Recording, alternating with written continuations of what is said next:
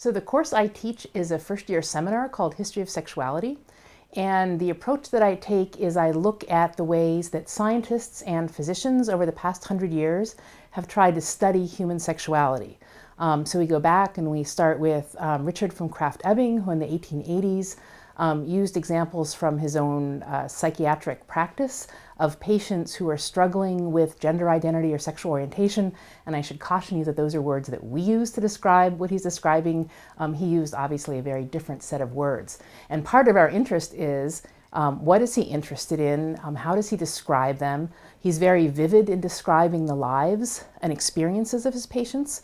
And I think it's really eye-opening because most of us naively think that Victorian era, oh, they didn't talk about sex. Oh, they didn't really do anything very out of the normal sexually. They were all sort of married and having sex within marriage.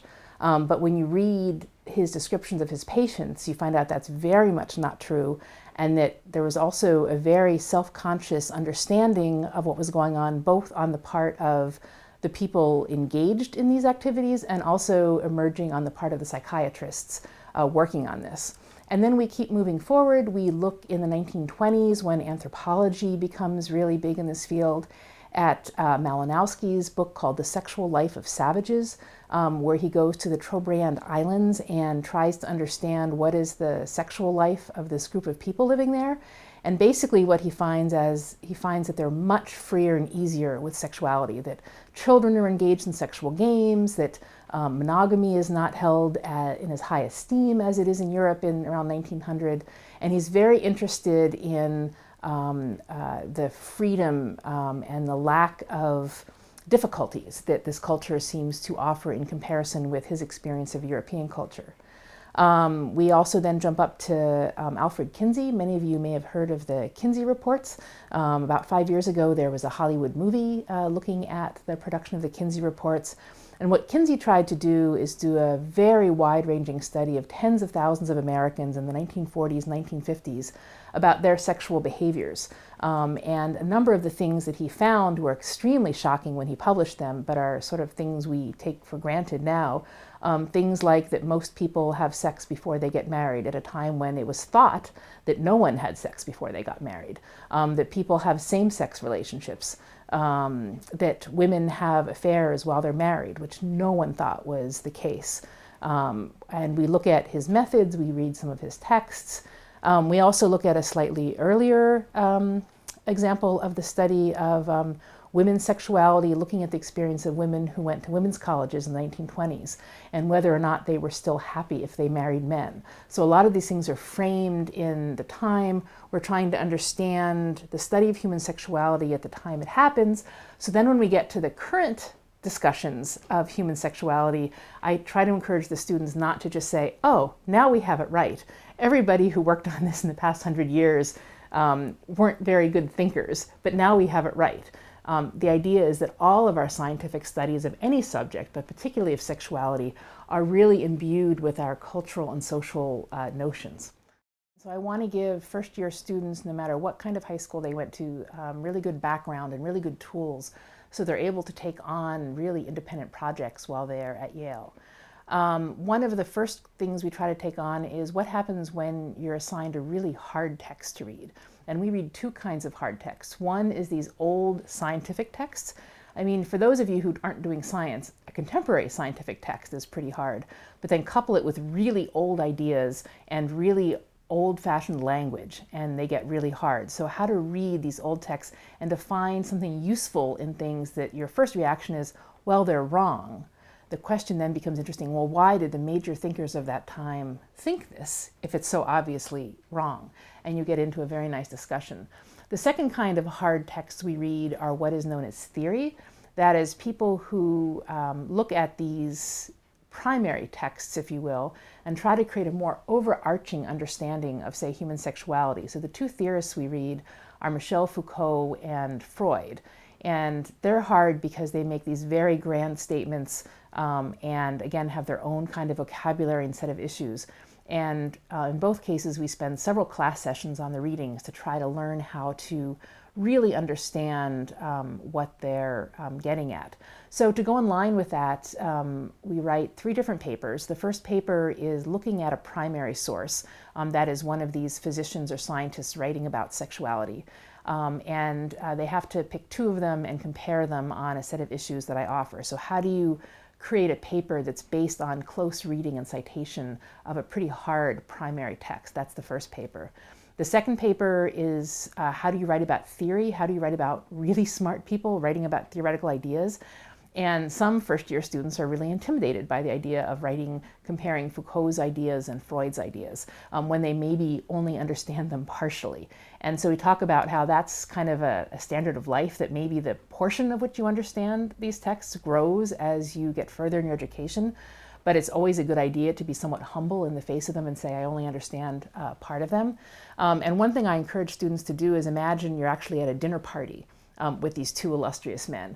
And your goal as the host or hostess is to try to keep the dinner party conversation going without having anybody come to blows. So you toss questions out there that both people will be interested in answering, but you want to keep the discussion going. And that's really your role as the writer of a paper. You want to keep the discussion going between the 2 authors you're trying to compare. And then finally, the part of the class that many students find to be their favorite is they do a small original research paper.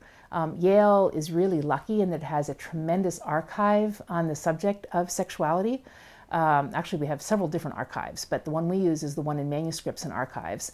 And it's hard because the kinds of documents that people have left in the past very often were silent on the issue of sexuality.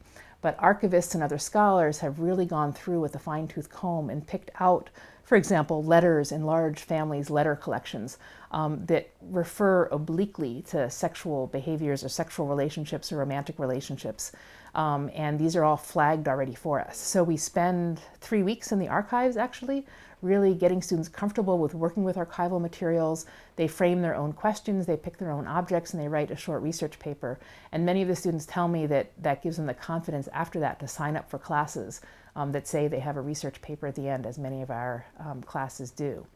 And just to conclude, one of the things that many students come into the course with is they say they're taking the class because they want to know whether homosexuality is biological or cultural. And I smile and say, I want to know that too. But I said, you're not at the end of the class going to know the answer to that, because as far as I'm concerned, no one knows the answer to that.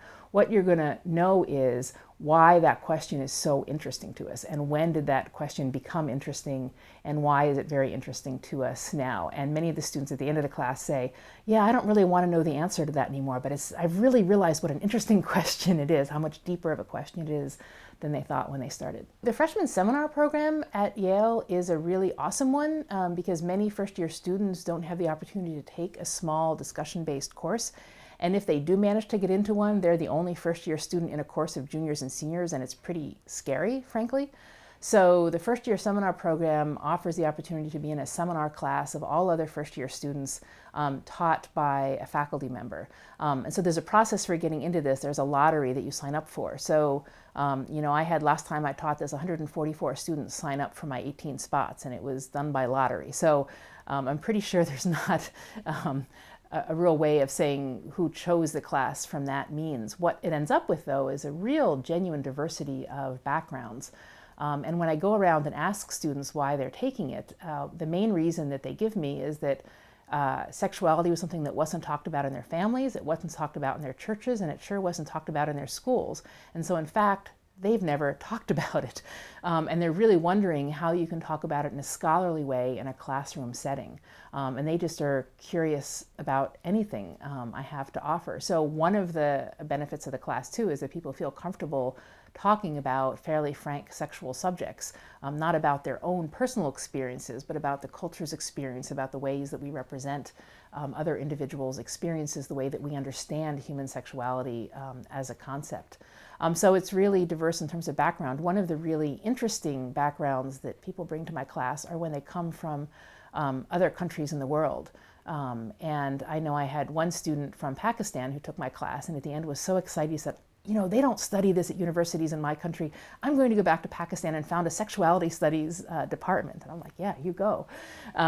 So there's a lot of different perspectives. And we heard a lot from one student about the wisdom of her Kenyan grandmother about human sexuality and the advice that she gave her. So it's great to have all the different backgrounds in that class.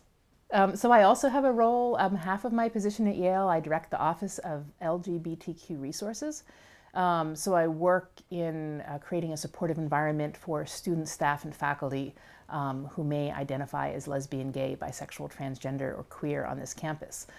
So it's really nice for me to also be in this classroom setting where people may not have strong identifications with those letters in the alphabet, or they may be emerging, and just have an opportunity to talk about the history of where those words came from, the times that they were used more by medical professionals to label people, the times that they were more embraced by individuals with those identities.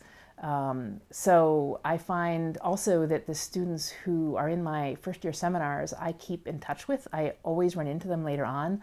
So many of them become freshman counselors, for example, partly because I think they've learned how to be comfortable talking about some difficult things. Maybe they already were somewhat comfortable talking about those things, or they wouldn't have even taken the class.